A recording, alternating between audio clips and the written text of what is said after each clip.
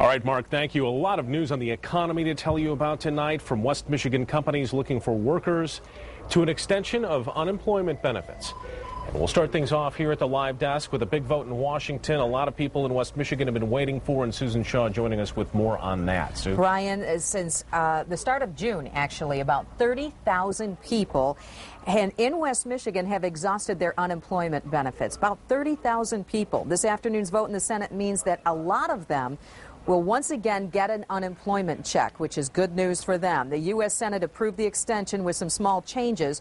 Tomorrow, the House will vote on this and is expected to pass the Senate version, sending it on to the president to be signed. The bill will mean that 2.5 million people in the United States, including a lot of people right here in West Michigan, will once again start getting those checks. Had about 87,000 people in Michigan lose their insurance benefits in June, another 85,000 by the end of this month. It will be retroactive for them to be able to get their weekly benefits, and hopefully they will begin to receive that by the end of the week or certainly by Monday.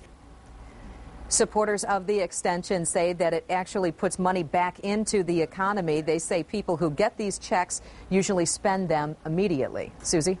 Thanks, Suze. So the question becomes, who qualifies and what is the impact of this extension? 24-hour News 8's Megan Stempel getting answers for all of us tonight. Megan, what did you find out? Well, this extension affects those of you who have not hit that 99-week limit. For one West Michigan mom that contacted us through Facebook, the extension buys her another 25 weeks of benefits. Not the key to financial freedom, but certainly a weight off her shoulders. It's like a stay of execution for Heather Kraai and her family.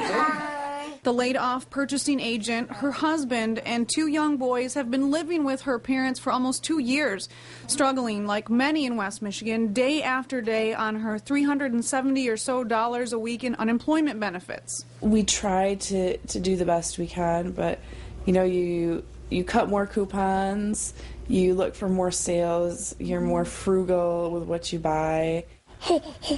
If you're like Heather, taking advantage of the benefit extension will require some action on your part. The Department of Energy, Labor, and Economic Growth says if your benefits are through a federal extension, continue to call Michigan's Automated Voice Interactive Network, better known as Marvin, on your appointed days, and your coverage should be seamless. If your benefits are through the state, you might see more of a delay. The state plans to send out personal instructions to each unemployed worker through the mail.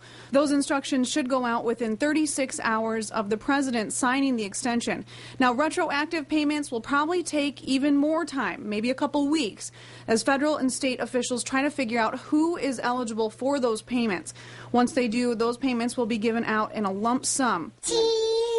For Heather Kraai, that could be 2 weeks of retroactive payment that will be ever so welcome in her crowded home.